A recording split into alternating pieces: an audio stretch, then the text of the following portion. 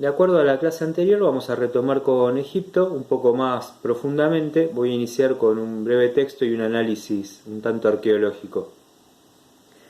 Egipto, cuya civilización aparece tan venerable como la de Asia anterior, ha sido con frecuencia reputado más antiguo.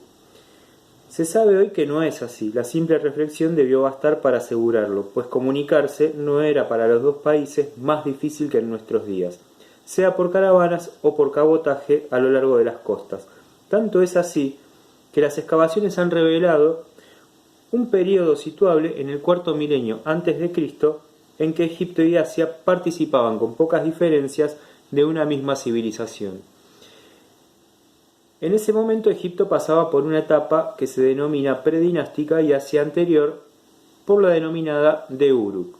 Ahí tienen que tomarse la línea de tiempo. A continuación Egipto entra en su periodo, el de las primeras dinastías, que comienza hacia el año 3200 a.C. y Asia anterior en el de Shemet Nasr. Nosotros lo que vamos a hacer es, primero, ustedes deberían de reubicarse en tiempo y espacio. Tomen la línea de tiempo, los mapas que fueron haciendo y nos vamos a encontrar entonces con una interacción entre Egipto y Mesopotamia. Recuerden que varias veces les decía, bueno, mientras acá está pasando esto, del otro lado, ahí cerquita en el río Nilo, Egipto también se está armando como sociedad. Más del otro lado, por supuesto, ya en el continente que conocemos hoy como América, tenemos también unas sociedades que están creciendo. Todo en un mismo proceso, en un mismo periodo en realidad de tiempo. Y acá los restos arqueológicos lo que arrojan es la interacción entre estas dos regiones geográficas. Por un lado la Mesopotamia asiática, por el otro lado Egipto. Después les voy a dejar un mapa les va a permitir ver cómo se unían estos dos lugares por medio de algo que nosotros le llamamos el creciente fértil o la medialuna del creciente fértil. Esto por un lado, ¿sí? Nosotros tenemos un periodo predinástico con en Egipto que se va a dar hacia el 3200 aproximadamente. Recuerden que la escritura más antigua encontrada en la Mesopotamia data del 3500 a.C. y es de los sumerios, para que se vayan ubicando en tiempos, ¿sí? Y por otro lado, bueno, acá tengo un pizarrón en donde les voy a explicar un poquito más profundo también el tema de lo que es Egipto en su construcción general. Por otro lado, otra de las cuestiones que nosotros podemos tener como reconocible en cuanto al intercambio tiene que ver justamente con las relaciones que se van a dar de manera exterior entre un reino y los demás, ¿sí? Hasta acá, ¿sí? Nosotros estamos hablando de un Egipto que no está centralizado. Con la extensión de los reinos, la idea de imperio, tal como la concibió la Edad Media europea, toma un poco más de cuerpo. Del mismo modo que los faraones pretendían estar por encima de los demás reyes y enviaban a sus leales de Canaán el aceite con que ellos, los faraones, habían sido ungidos las grandes monarquías de Asia Occidental, Akkad, Ur, luego Babilonia y Asiria, confirman igual pretensión en su protocolo. Los reyes lo son de las multitudes y de las 4 regiones del mundo. Fíjense cómo se van uniendo temas, ¿sí? Por eso les decía la otra vez, si no entienden algo me consultan porque si no se vuelve complicado entender esta parte. En las cartas de Tel el Amarna, correspondencia cambiada entre los faraones Amenofis III y IV y los príncipes de Asia, llaman la atención sobre estas cuestiones de procedencia. Los hititas, que son un pueblo que había nombrado varias veces, son muy quisquillosos en ese respecto. Y sabemos que en la segunda mitad del segundo milenio, las cancillerías no consideraban sino a algunos soberanos dignos de calificarse como grandes reyes. Entonces acá tenemos, por un lado, un entramado comercial que se está dando entre Egipto y Asia, la parte mesopotámica, un intercambio de cartas y una necesidad de reconocer el poder de los soberanos de una manera religiosa, pero a la vez de alguna forma no consensuada, pero sin el intercambio, tratar de entender esas soberanías y ese tipo de poder, o cómo de alguna manera llevarlo adelante. Entonces, en el intercambio mesopotámico con Egipto, Egipto le da algunas bases también a la Mesopotamia para poder de alguna manera comprender esta cuestión de la que yo hablaba recién, que tiene que ver con el poder. Entonces ahí se disparan algunas cuestiones respecto de el poderío que comienza a ejercer también Egipto. En tiempos de los Hicsos, los hurritas se habían labrado en el reino de Subaratu y en la Alta Siria. Fue el reino de Mitanni, flanqueado al oeste por el de Urri. Su capital era Wayugani, todavía sin identificar. Por un lado, el imperio llegaba a los agoros en la región de Kirkuk, por el otro en la Alta Siria. Parece haber tenido vara alta en Canaán, pues cuando el faraón Tutmosis III conquistó este país, la ciudad de Megiddo fue defendida durante 7 meses por una coalición de régulos, uno de los cuales, el príncipe de Kadesh, del Orontes, estaba acompañado por 130 marianis. Como ya hemos dicho, así se llamaban entre los hurritas los miembros de la casta militar aria. Es decir que acá también tenemos que empezar a ver el entramado guerrero entre Egipto y la otra sociedad, que es la mesopotámica, ¿sí? Entonces fíjense cómo las distintas interacciones entre un pueblo y otro empiezan a ejercer también su norma de poder y soberanía, el dominio de uno sobre otro, las posibilidades de guerra y qué pasaba con las alianzas que se tenían que realizar para justamente ejércitos debilitados no tener que llegar a una guerra con Egipto, o al revés, porque a veces Egipto también se veía diezmado. Pero el reino de Mitanni no tenía talla para soportar el ataque de Egipto, le hacía falta un aliado, y todos los príncipes vecinos, lejos de pensar en sostenerlo, se habían apresurado a enviar tributos al faraón.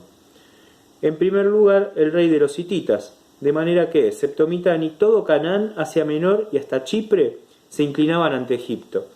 La partida era demasiado desigual. Sabusátar, el más antiguo rey conocido de Mitanni, a la espera de un desquite, se asegura la dominación de Asiria. Se empieza a dar como decía recién, un entretejido de situaciones donde algunos aliados veneran al faraón, cosa de que el faraón no se la agarre con ellos, ¿sí?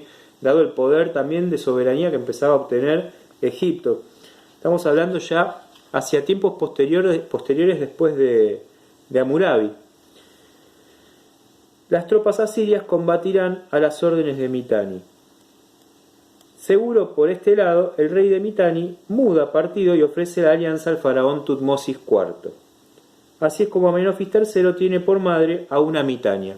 ¿Se entiende? Entonces, en esa interacción, uno de los faraones va a tener por madre a una Mitania, por el tipo de alianza matrimonial también que se generaba entre unos y otros a la hora de decir, bueno, paremos la guerra, vamos a hacer una alianza, yo te doy a mi hija, vos te casás, bueno, entonces de alguna manera centralizaban alianza. Esa es una de las formas mediante las cuales se realiza una gran interacción entre la parte mesopotámica y la egipcia. Que a cuestión, ¿sí? Acá lo que tenemos es Egipto desde la arqueología, que es un poco lo que estaba leyendo recién. El Egipto unificado por el rey Escorpión, como ya les dije varias veces, que va a tener dos periodos. Uno es el dinástico temprano, que va a ir del 3000 al 2686 a.C., y el otro es el reino antiguo, del 2686 al 2125. Por reino antiguo entendemos a un Egipto ya centralizado. Y uno de esos factores muy importantes para la centralización del poder en Egipto tiene que ver con el faraón Djoser. Djoser, que en realidad esto indica desde lo espiritual un gran equilibrio, ¿sí?, hacia los dioses. Djoser como el santo, ¿sí?, si se quiere en esa traducción.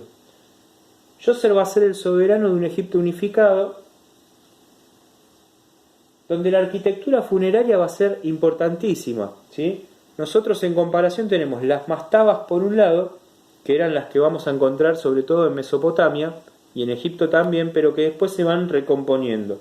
Las mastabas eran unas pequeñas sepulturas, ¿sí?, a modo piramidal, algunas, que de alguna manera, bueno, funcionaban para rendir culto a los muertos. Bueno, acá con el caso de Djoser, acuérdense en el Neolítico que a los muertos se los llevaban a sus propias casas, ¿sí? Entonces ahí también tenemos una historia de la funeraria.